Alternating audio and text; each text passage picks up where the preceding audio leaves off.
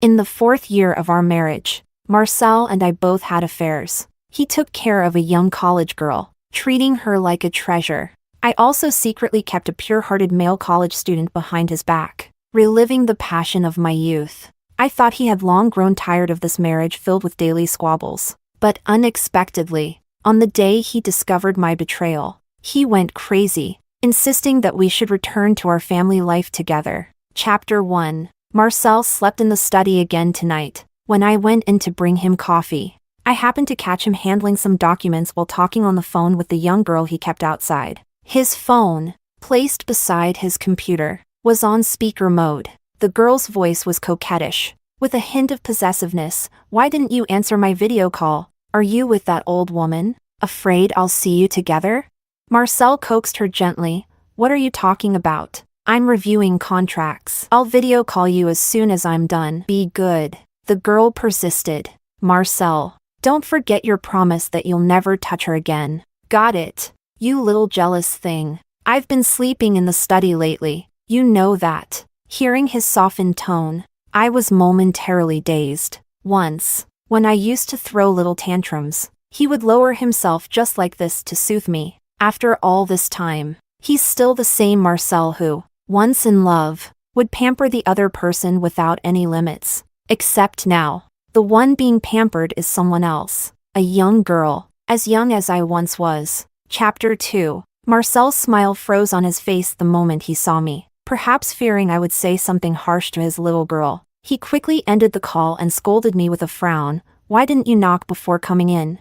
I slammed the cup onto the table with a sharp bang. "Here's your coffee. Housekeeperly has a stomachache, so I had to bring it in for her. Also, I did knock, but you were too engrossed in your love talk to hear it." Marcel tugged at his shirt collar, leaning back against the chair as his body relaxed. "Sorry. My fault. Bianca's been a bit fussy these past few days. I was just trying to handle her." At the mention of Bianca, he couldn't help but smile, and even his voice lightened considerably. Chapter 3. Since I discovered Marcel's affair, he hasn't bothered to hide his affection for Bianca. I cried. I threw tantrums. I even threatened to commit suicide to make him break off contact with her. But all he did was coldly watch me as I lashed out, scolding me for acting like a madwoman. Looking back now, I truly did seem like a madwoman. It took me a long time to pull myself out of the emotional wreckage. Maybe it wasn't as extreme as tearing muscle from bone, but it certainly left me battered and bruised. After calming down, I did consider divorce, but that thought was quickly swallowed by my unwillingness to give in. Yes, unwillingness. I stood by Marcel from when we had nothing to where we are now. With all his success and fame, how could I just hand everything over to them so easily? Besides, I knew Marcel had a major project in the works, and once completed, his assets would at least double. If there's going to be a divorce, it should only happen after the project is done. I no longer care about him as a person, but there's no reason to let the money slip away because of a dirty cucumber. I don't claim to be a saint. When I loved him, I gave my all. But since he betrayed me, I must find a way to maximize my own benefit. Treating Marcel as a tool for making money makes this marriage much more bearable. Chapter 4. A close friend once warned me, never pity a man. Never save money for a man, because the money you save will eventually be spent by another woman. At the time, I laughed at her for overthinking, but now, I realize how wise her words were. The once frugal, penny-pinching me began to spend extravagantly. If Marcel can use our marital assets to support a young college girl, why can't I? So, with the money Marcel earned, I also justified keeping a handsome young college boy for myself. I must admit, having a good-looking, well-built boy calling me sister in a sweet, clingy way is quite enjoyable. Thinking of this, I lost interest in watching Marcel perform his act of devotion to Bianca. Lately, it's not just his little girl causing a fuss, my boy is getting quite jealous too. Chapter 5. Back in the bedroom, I locked the door and video called Bruno. Soon, a strikingly handsome face appeared on the screen. He was wearing white earbuds. He must have just showered because his hair was still damp. His tan skin and well-defined muscles made him look like a seductive male siren. I swallowed hard. Pull the camera down. Let me see those abs. Bruno shyly lowered his head, his ear slightly turned towards the camera, blushing faintly. So innocent, but obediently, he moved the phone back a bit. There are people in the dorm, he whispered. Even his voice sent shivers down my spine. I chuckled like a complete pervert. Doesn't that make it more exciting?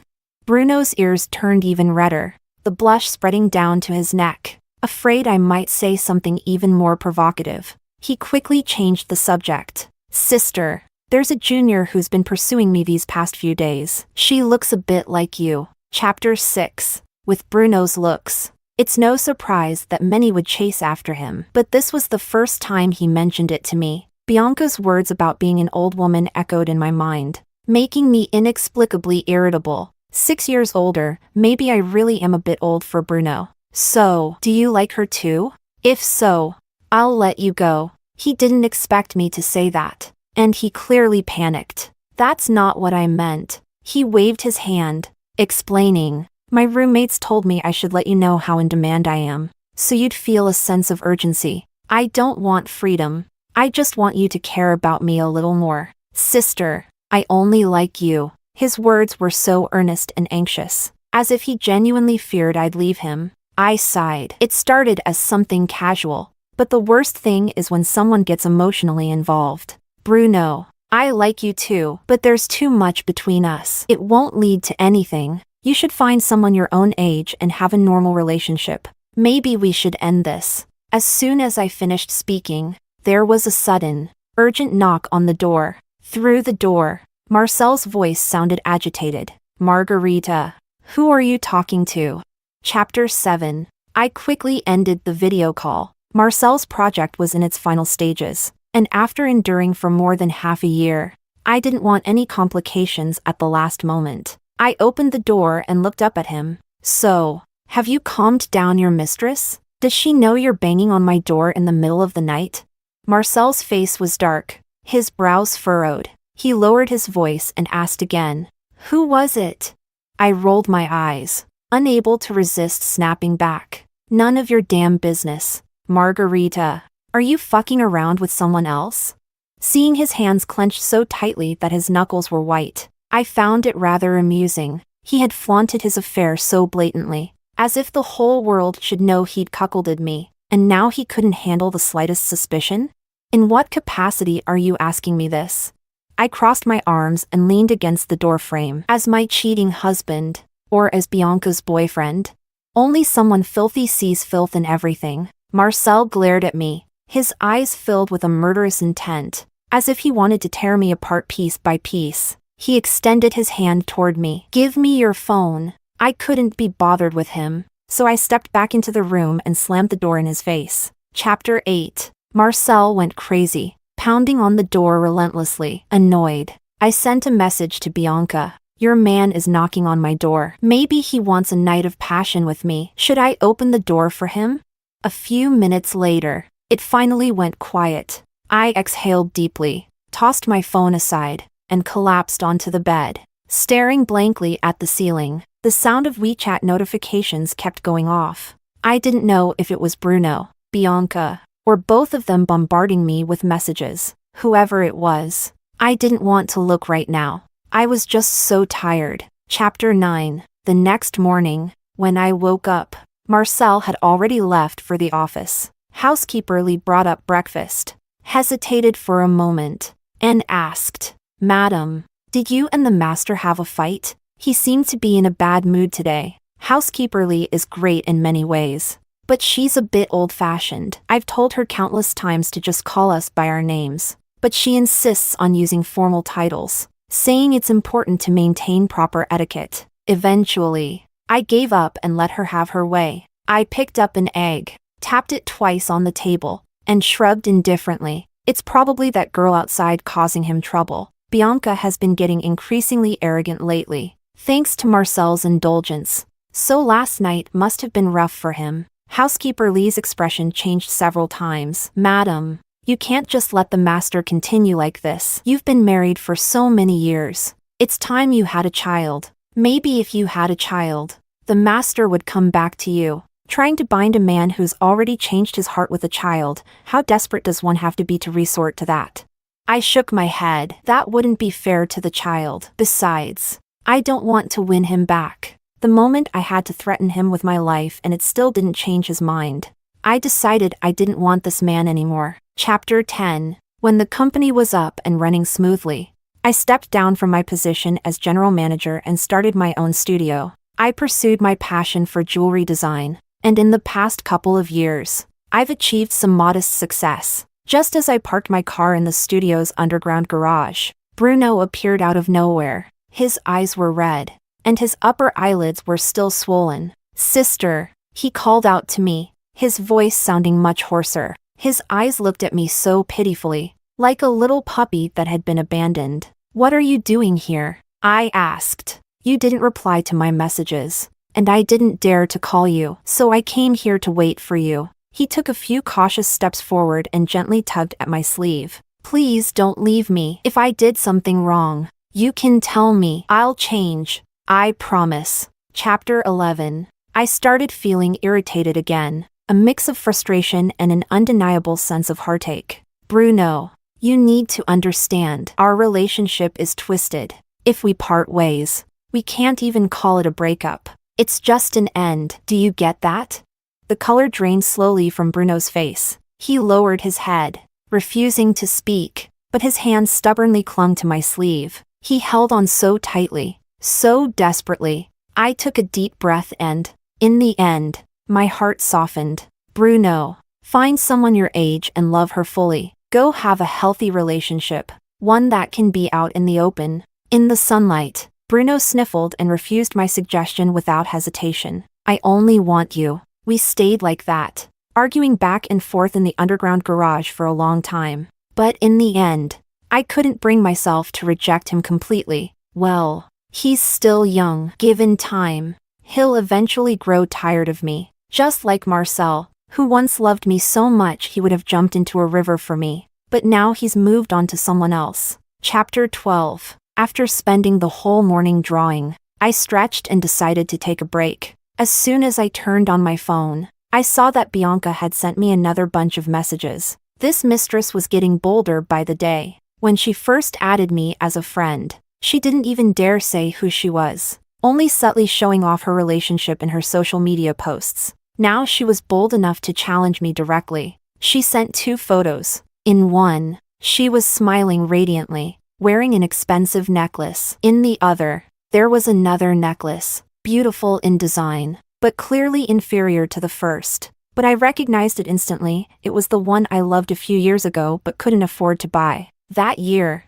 Marcel and I were preparing for our wedding, and he took me to choose jewelry. I immediately fell in love with that necklace. But at that time, our business had just started, and we couldn't afford such a luxury. He held my hand, his eyes red from holding back tears. He said, "Honey, I'm sorry to make you feel wronged. I will earn a lot of money in the future, and then I'll buy you all the jewelry in the mall." Later, he did earn a lot of money, enough to buy dozens, even hundreds of malls, but he forgot the promise he made to me, to buy me that jewelry. Chapter 13. Below the photos were a few lines of text. "Marcel bought me 2 necklaces to make me happy, but I didn't really like the second one. I wanted to pass it on to you, but I was worried you might not like it either. Then Marcel mentioned that you had your eye on this one a few years ago, so I'll have him bring it back to you tonight. I hope you don't mind." Her pretentious, competitive tone made me sick to my stomach. I didn't let it slide. "My mother only gave birth to me, so don't start with that ancient concubine nonsense. It's degrading. From now on, just call me Mrs. Liu." Maybe the words Mrs. Liu hurt her fragile ego. She didn't reply, but it wasn't long before Marcel called. "What did you say to her this time? Can you please stop causing trouble and leave her alone? I've prepared a gift for you." I swore at him. "Fuck off. Get lost." Then I hung up without hesitation. I think I might have developed a fear of stupidity. I can't stand idiots. Chapter 14. I sat in my chair, stewing in my anger, getting more and more disgusted as I thought about it. I picked up my phone again and sent Marcel a screenshot of my conversation with Bianca. Even though I had already made up my mind to divorce him once the project was over, I wanted him to see exactly what kind of person he was so infatuated with. He came to scold me, said I was the one provoking her. If I'm uncomfortable, then no one else is going to be happy either. Open your damn eyes and see clearly. Who provoked whom first? Are you seriously going to tell me the gift you prepared for me is the necklace your mistress didn't like? Don't you dare disgust me. I don't need it. Without waiting for his reply, I quickly blocked him on all platforms. Instead of draining myself with inner turmoil, I'd rather vent my anger outward. It felt fucking great. Chapter 15. Marcel called me several more times from different numbers, and I added each one to the blacklist. In the evening, it started raining lightly. When I got home, Marcel was sitting upright on the sofa. His white collar had a conspicuous, smudged lipstick mark. On the table in front of him was a beautifully wrapped gift box. Seeing me come in, he stood up and handed the box to me. Let me explain. I bought this especially for you. I didn't know Bianca would sneak and wear it. I also didn't know she'd say those things to you. I took the box and immediately tossed it into the nearby trash bin. Anything she's touched, I find dirty. That includes you. Marcel's expression darkened. He gritted his teeth and glared at me. Margarita, don't go too far. Too far? Do you need me to remind you of all the things you've done? He paused, his angry gaze shifting away from me. His hands clenched, then slowly relaxed. He didn't argue back. There was nothing he could say. Chapter 16. I didn't feel like arguing with him any further, so I walked past him and went straight to the bedroom, to avoid Marcel overhearing. I didn't video call Bruno after my shower. Instead, we chatted via text. Just as the conversation was getting lively, there was another knock on the door. Marcel stood at the door, soaking wet. Awkwardly, he handed me another gift box. I just went and bought a new one. This one hasn't been touched by her, so it's not dirty. He licked his lips nervously and continued. I remember you really liked it before, but back then, I couldn't afford it. I cut him off. Oh, sorry. I don't like it anymore. Marcel frowned, looking confused. Why? I let out a derisive laugh. If feelings for a person can change, why not for a piece of jewelry that's long outdated? Stop bothering me. I slammed the door in his face once again. Chapter 17. Because he got caught in the rain. Marcel came down with a fever. When he's sick, he's always particularly needy. Housekeeper Lee tried making him all sorts of nutritious meals, but he refused to eat any of them, only insisting on having the century egg and pork congee I used to make. Back when we first started the business, Marcel often got sick, probably due to stress and being overworked. Every time he fell ill, I would make him century egg and pork congee. After finishing the congee, he would rest his head on my shoulder, hugging me and whining, "Honey, you're the best. You're the best wife in the whole world." We didn't have much money back then, living in a tiny rental apartment, but we were so happy every day. But later, somehow, things changed. Is it true that when men have money, they really change for the worse? Housekeeper Lee looked at me with a troubled expression. Madam, why don't you make the congee for him? If he doesn't eat anything, it'll take a toll on his health. I nodded. After all, if he stays sick, the project will be delayed, won't it? I opened Bianca's chat window again. Your man is sick. Come take care of him. Chapter 18. When Bianca showed up at the house, Marcel's already pale and feverish face turned even more unpleasant. He coughed, his expression dark, and asked, "What are you doing here at our house?" Bianca was stunned, clearly not expecting him to say that. She bit back her rising temper with visible effort. Lowering her head, she put on a pitiful look. I heard you were sick, so I came to take care of you. Marcel glanced at me, seeing my amused expression, and suddenly grew impatient. He brusquely started to dismiss her. There's no need. Go home. Bianca, who had been doted on and treated like a princess by him, couldn't handle his current attitude. She turned and ran out, crying, but she ran slowly, clearly hoping Marcel would chase after her and comfort her. However, Marcel stood rigidly in place, not moving an inch. I clicked my tongue softly. mocking him in my mind. Just a few days ago, they were all lovey-dovey, sickeningly sweet, and now he's already tired of her? You little jealous thing. Gross. Disgusting. Chapter 19. Bianca, feeling wronged by Marcel, decided to take out her anger on me. What did you say to Marcel? He's never treated me like this before. I thought for a moment. Maybe it's because I sent him a screenshot of our chat.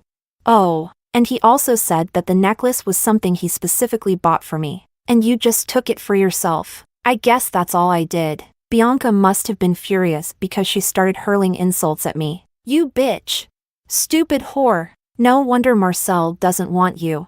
You're getting old. You should find a retirement home to settle down in and stop causing trouble. I calmly took a screenshot and then replied, wow, so vulgar. Aren't you afraid I'll send this to that blind and heartless idiot? As soon as my message was sent, she began frantically deleting her messages one by one. Too late. My dear.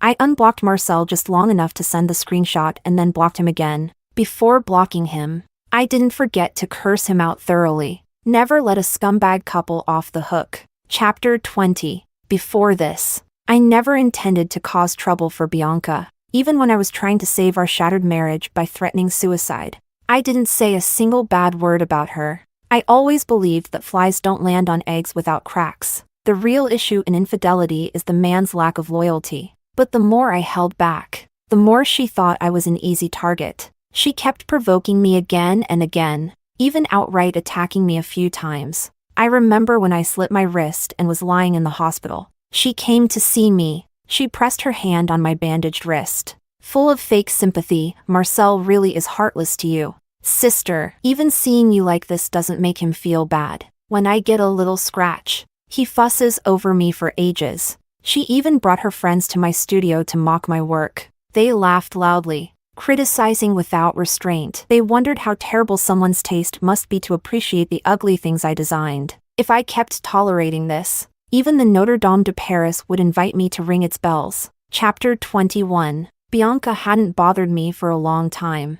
I wasn't sure if Marcel had said something to her or if she was afraid of my screenshot tactic. On the other hand, Marcel started appearing around me more often. Not only did he bring me small gifts every few days, but he also frequently cooked dishes that I loved. His unusual behavior only made me feel more irritated. Is he seriously interrupting my time with the boy toy? Marcel placed the last dish on the table and then bent down to remove his apron. Next week is the company's celebration banquet. Come with me. Celebration banquet? Does that mean the project is finally done?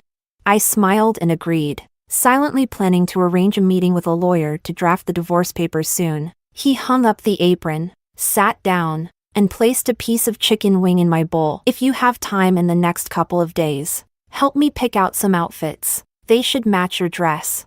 At first, I wanted to refuse, but then I thought about Bruno's upcoming birthday. I could use this shopping trip to pick out a gift for him. Thinking of Bruno, even this idiot started to seem more tolerable. I smiled again and nodded in agreement. The atmosphere, for once, wasn't tense. Marcel cleared his throat, and a faint blush appeared on his pale face. I'm going to sleep in the bedroom tonight. Don't lock the door. The hand holding my chopsticks shook, and then I slammed them down on the table, my face darkening. Sleep with me? Dream on.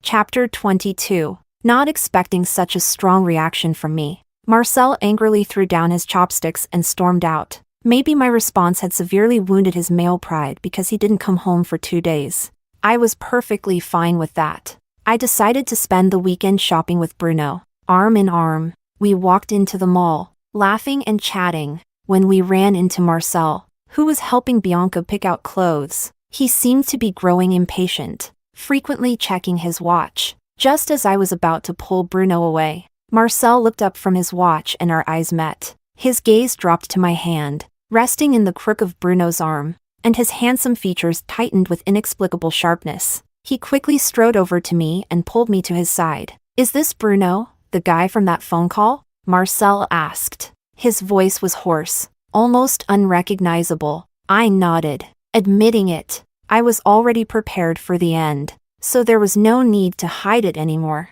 I could almost hear the sound of his teeth grinding. You too, how far have you gone? It took him a lot of effort to get the words out.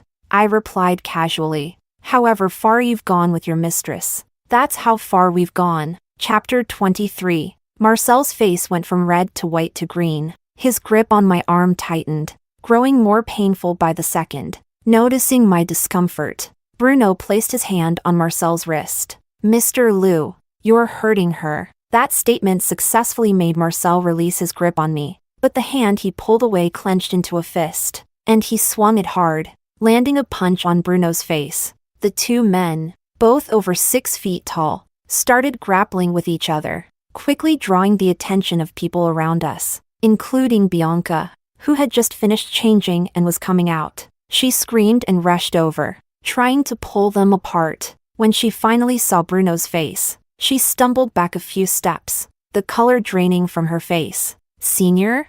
Chapter 24. I'm not sure who called the police, but the 4 of us ended up at the police station. Bianca kept sneaking glances at Bruno. Her expression was a mix of confusion and fear. Leaning against Bruno, I whispered, "Do you know her?" Bruno frowned. "She's the junior I told you about. The one who's been chasing me. But I turned her down a long time ago. She just wouldn't leave me alone. Like she can't understand plain language." Our whispered conversation caught Marcel's attention. He shot us a cold glare, but I stared right back at him, eyes wide in defiance. "Idiot. You deserve to be cheated on. And by different people at that." The police officer taking our statements was quite young, sitting on the bench and looking up at us. "Why were you fighting?" When no one answered, he asked again, "What's the relationship between all of you?" I know the answer to this one. I pointed at Marcel, my husband, then at Bruno, my boyfriend. Finally, I pointed at Bianca, my husband's girlfriend, who's also my boyfriend's pursuer. The situation was so absurd that the young officer froze, his mouth hanging open as he stared at us, completely forgetting to take notes. Chapter 25. Both sides agreed to a settlement, and the matter was resolved. As soon as we stepped out of the police station, Marcel grabbed my arm. "Come home with me, we need to talk." Bruno quickly grabbed my other arm. I gave him a reassuring smile. "It's okay, Bruno, I really do need to talk to him." Reluctantly, Bruno let go. Back at home, Marcel shoved me onto the bed and locked the door. He tore off his tie, unbuttoned the top 2 buttons of his shirt, and leaned over me, kissing me wildly and without any sense of control. I squirmed, trying to avoid his kisses, pushing him away with all my strength, but it was useless. My resistance only seemed to make him more irrational. As he aimed to press his lips against mine, I mustered all my strength and slapped him hard across the face. Chapter 26. Marcel's pale skin quickly reddened and swelled where I'd slapped him. He gripped my wrists and pinned them above my head. His teeth clenched as he demanded, "What? Are you trying to stay faithful to him? Margarita, don't you fucking forget, you're my wife. You remember I'm your wife now?" I sneered. "Why didn't you think about that when you were cheating on me? When I was lying alone in the hospital after trying to kill myself? Why didn't you remember I was your wife? When you were sweet-talking your little mistress, why didn't you think about me as your wife?" With each word, his expression darkened further. The past was painful, but I had survived it, and I didn't want to keep reopening old wounds and rehashing those miserable times. I looked at him calmly and said, "Marcel, let's get a divorce." "No, absolutely not, Margarita. I'm never divorcing you." Marcel panicked. He stood up, opened the door, and stumbled out. Think carefully about what that Bruno can really give you. Chapter 27. In the middle of the night, Marcel was brought back home, drunk, by one of his friends. When he saw me, his bleary eyes suddenly lit up. He pushed away his friend's support and lunged at me, hugging me tightly. He nuzzled his head into the crook of my neck. This was his usual way of acting spoiled. "Honey, why didn't you come pick me up? Let's not get divorced, okay? I won't mess around anymore. Let's just wipe the slate clean, okay? From now on, we'll live a good life. And you can give me a big, chubby daughter. I hope she looks like you." As he spoke, he started to choke up. I'm sorry. Honey, I'm sorry. I don't want to divorce you. I sighed and patted his back gently. It's too late. We can't go back. Yes, it's too late. I gave you chances, Marcel, more than once. Chapter 28. When Marcel came downstairs, rubbing his temples, I was in the middle of discussing the divorce with a lawyer. I waved him over. You're just in time. Come and see if there's anything that needs to be changed. I pushed the drafted agreement toward him. Marcel's brows furrowed deeply, almost twisting into a knot. Without even looking at it, he grabbed the unfinished divorce papers and threw them straight into the trash. I told you, I'm not divorcing you. I gave the lawyer an apologetic smile and then turned my gaze back to Marcel. Then I'll have to take it to court. Marcel's arm swept across the table, sending the teapot and teacups crashing to the floor. Do you really have to go through with this? Are you that eager to live happily ever after with that Bruno? I raised an eyebrow. Don't you want the same? He was stunned for a moment, then impatiently replied, in any case, Mrs. Liu can only ever be you, Margarita. Even in death, you'll be buried next to me. I looked past him, noticing Bianca emerging from the kitchen, holding a tray of fruit. So, you never had any intention of marrying the poor girl? Just planned to keep her as a mistress for life? Marcel grew even more impatient. Can you stop dragging outsiders into our issues? It was a transaction between us from the start. I'm done with her, and you need to be done with your Bruno too. Stop thinking about anything else. Let's focus on our life together. Chapter 29. Bianca's delicate face turned pale. She lost her grip, and the fruit tray clattered to the floor with a sharp crash. Marcel turned toward the noise, a flash of disgust in his eyes. When did you get here? Didn't I tell you not to come to our house anymore? Bianca's slightly parted lips trembled. You blocked me. I had no choice but to come here to find you. Marcel sneered. What? Didn't I give you enough of a breakup settlement to keep chasing after men? Get out! If you don't want me to take back the money and gifts I gave you, then don't ever show your face in front of me again. Bianca clenched her fists, and before leaving, she shot me a venomous glare. I imagine she must hate me deeply now. Perhaps she thinks that if I hadn't exposed her pursuit of Bruno, Marcel wouldn't have abandoned her. Chapter 30. It's as if Marcel is trying to relive the days of our passionate romance. A bouquet of flowers today, a handwritten letter tomorrow. He keeps asking me to reconcile. It's laughable. He's the one who shattered my heart into 1,000 pieces. And now he thinks he has the right to ask me to piece it back together and act like nothing happened. Marcel stubbornly refuses to agree to the divorce, so I have no choice but to go through the legal process. While I'm busy preparing the paperwork, he's busy preparing surprises for me. The celebration banquet finally arrived. Because of the fight between him and Bruno, I never got around to buying the dress for the banquet or the gift for Bruno. I wore the champagne-colored evening gown he had sent over and stood by his side, responding to others' congratulations, some sincere, some not. But all I could think about was what I should buy for Bruno. Chapter 31. The noisy commotion pulled me out of my thoughts. I snapped back to reality to find Marcel kneeling on one knee in front of me, holding an obviously expensive diamond ring. It was a world apart from the simple platinum band on my finger. People around us began to cheer. Kiss! Kiss! I quickly reached out and pulled Marcel up from the ground, smiling to smooth over the situation. We're an old married couple. Aren't you afraid others will laugh at us? My fingers dug into his arm, the fine fabric of his suit wrinkling under my grip. Marcel clearly understood the unspoken message, closing his eyes slightly and forcing the smile from his lips. He looked utterly dejected. He pulled me into his arms, his voice hoarse as he whispered in my ear, "Do you really love him that much? Can't you give us one more chance?"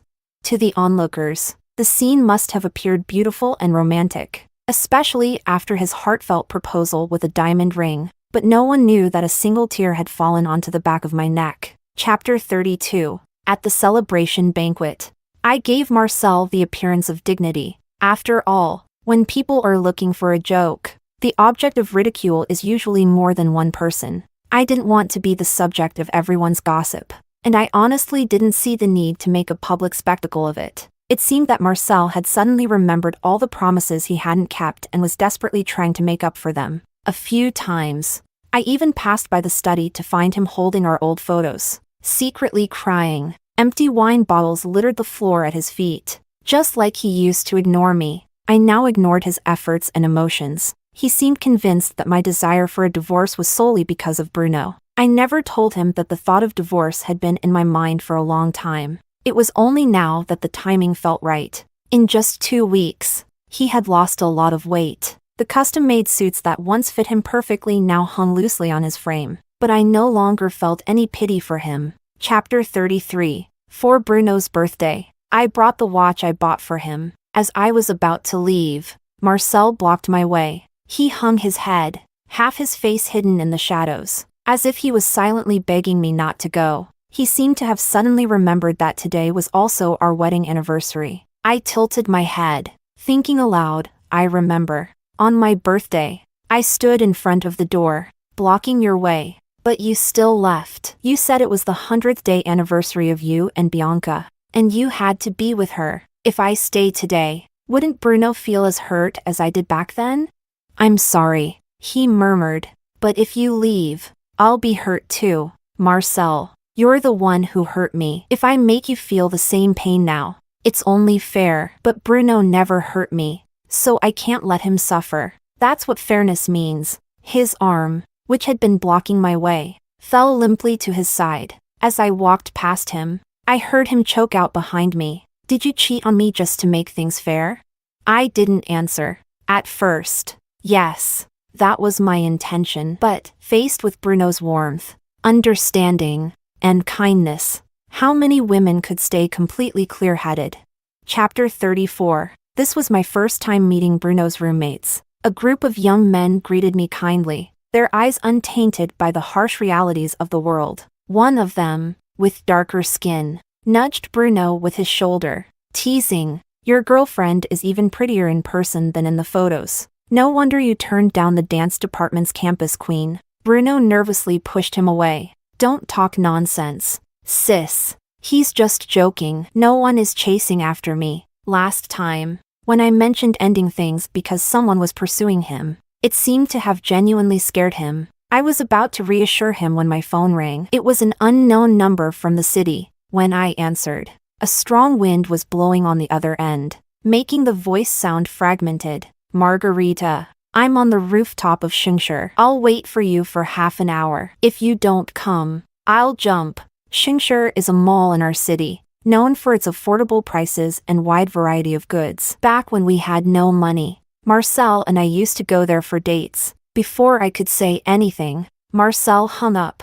I bit my lip, hesitating for a moment, then grabbed Bruno's hand. "Bruno, come with me somewhere." Chapter 35. On the way, I called the police. When we arrived, I didn't let Bruno get out of the car. "Bruno, wait here for me. I'll be back soon." I pressed a gentle kiss on his lips. "When I come back, we'll celebrate your birthday." Marcel and I are still legally married, and if he's found to have been suicidal and I didn't try to stop him, I could be held responsible. That's why I had to come. I can't let him drag me down with him. But today is Bruno's birthday, and I can't just leave him alone. If I take him up there, I worry the police might get involved with him too. It's hard to find a solution that covers everything. Bruno grabbed my hand, his expression serious. "Sis, let me go up with you. I'm afraid he might hurt you." I shook my head, smiling. "He won't. He's just not willing to let go. He wants to cause a scene to make me change my mind."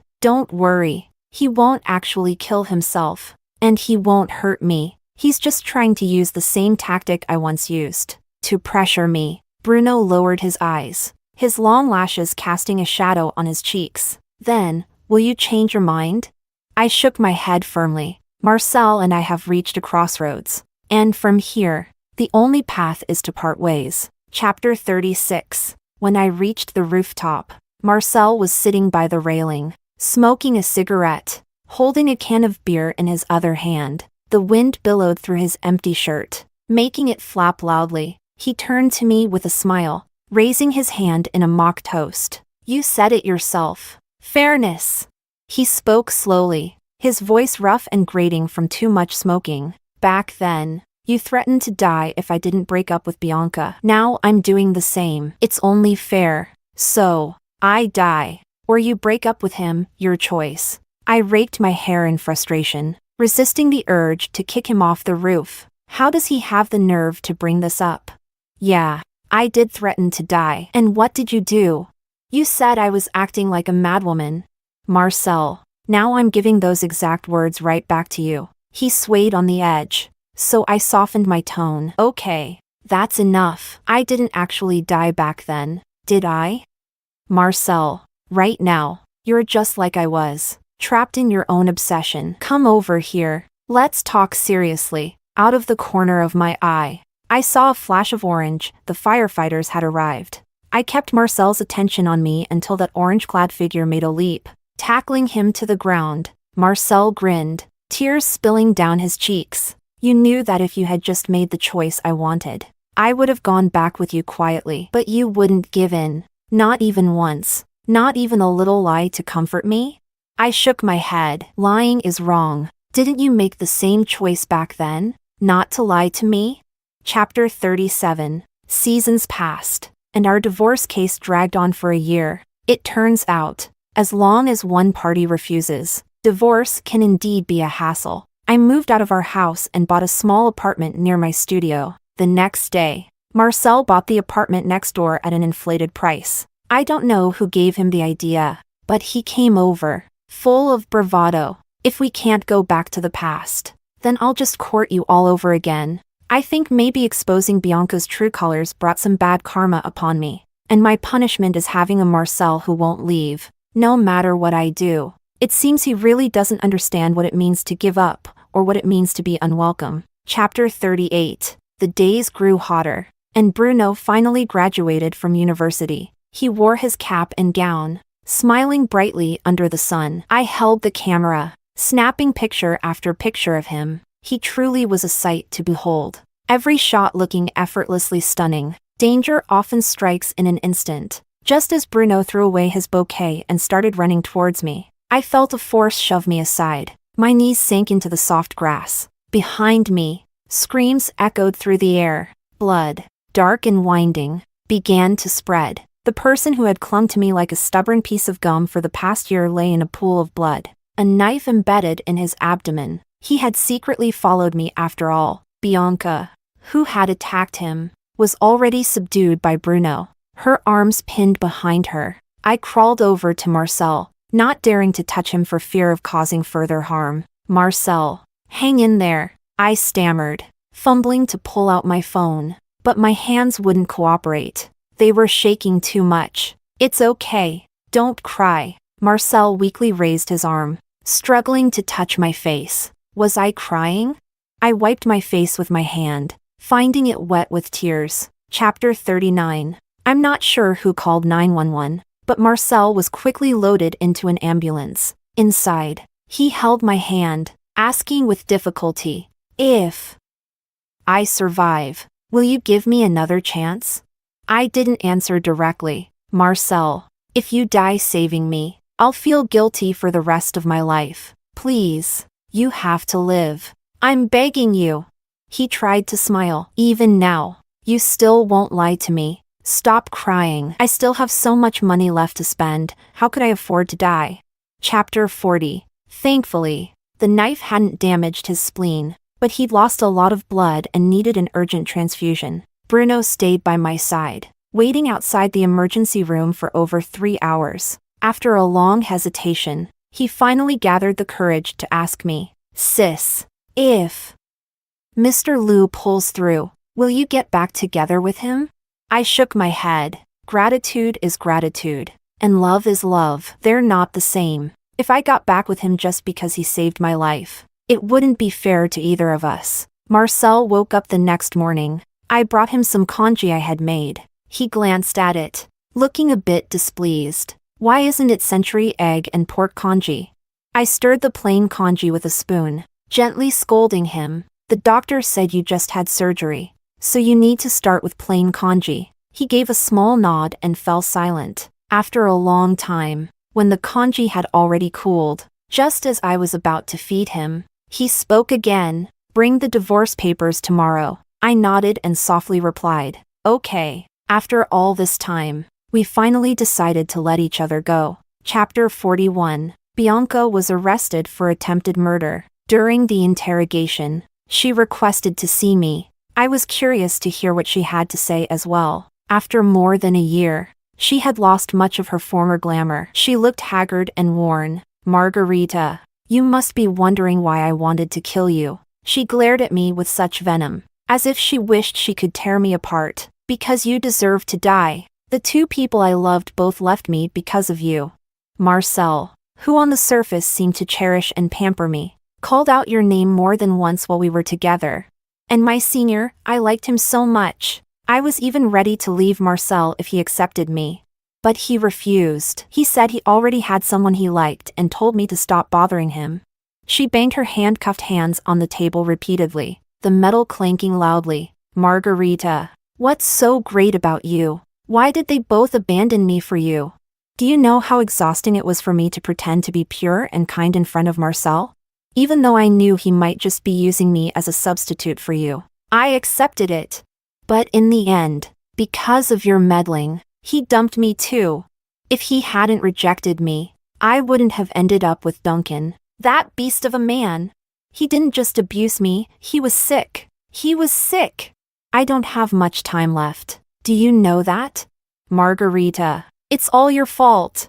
I took off my headset and stood up, silently looking at her through the glass. Her worldview was already twisted beyond repair. There was no point in trying to reason with her. It would be like talking to a brick wall. After leaving the police station, I contacted the most renowned lawyer specializing in criminal cases. I wanted to do what little I could to ensure she'd spend a few extra years behind bars. Chapter 42. Although Marcel survived, he was left with chronic health issues. He would likely spend the rest of his life in pain, especially during the cold months. Following his doctor's advice, he decided to move to a different city. Before he left, he came to see me. He pulled a roasted sweet potato out of his coat and handed it to me. "I've been keeping it warm for you. Eat it while it's hot." Back in college, there was an old man near campus who sold particularly sweet roasted sweet potatoes. Marcel used to buy them, wrap them in plastic bags, and tuck them into his clothes to bring to me.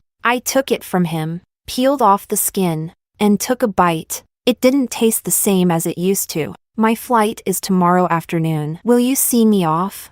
he asked cautiously, hope flickering in his eyes. I shook my head. "Safe travels." Still as heartless as ever, he looked over at the boy waiting quietly for me, bundled up in a winter coat not far away. Then he asked one more time, "Do you really like him that much?" I followed his gaze, a smile curling my lips. "Yes, I do." Marcel's side story. Chapter 1. After being with Margarita for so many years, I thought I was tired of her. So when a young girl appeared who bore a slight resemblance to her, yet was pure and innocent, I plunged headlong into this newfound tenderness without hesitation. When Margarita cried, made a scene, and even threatened me by slitting her wrists, all I felt was annoyance. Extreme annoyance. Her disheveled, hysterical state made her no different from a shrew on the street in my eyes. The cherished red mark on my heart had ultimately turned into a mere bloodstain on the wall. Later, when she stopped crying, stopped making scenes, and even graciously refrained from questioning me about Bianca, I was satisfied. I didn't realize that the only reason she could be so calm was because she no longer loved me. Chapter 2. Bianca was very much like Margarita in her college days, innocent, carefree, and naive. Even her jealousy and occasional tantrums were similar. I enjoyed Bianca's playful jealousy and the way she would sometimes pout. So when Bianca demanded that I not touch Margarita anymore, I considered it and agreed. I was convinced that I no longer loved Margarita. That night, I intended to apologize to her, thinking I had been too harsh. But instead, I accidentally overheard her discussing a breakup with someone. Rage surged within me. I accused her of cheating, but she countered by questioning my own position. Indeed, I was the one who cheated first. What right did I have to accuse her? Chapter 3. It felt like a thorn, pricking at me from time to time. Yet I acted like a coward, too afraid to confront it head-on. Bianca continued to throw fits over her, and for the first time, I found the jealousy I once enjoyed to be bothersome. To pacify her, I took her to pick out a necklace. While she was trying on different ones, my eyes were drawn to the most inconspicuous one in the corner. A younger image of Margarita appeared in my mind. She looked up at me, her voice soft. Wearing these accessories is such a hassle. Let's just keep it simple and buy a ring. She probably didn't even realize that her eyes would often drift toward the necklace she claimed not to like. I asked the salesperson to wrap it in the most exquisite box. Bianca glanced at it and pouted. I don't like this one. I replied indifferently. It's not for you. She seemed even more displeased after that. But I didn't have the energy to comfort her. I wondered if Margarita would like this gift when she received it.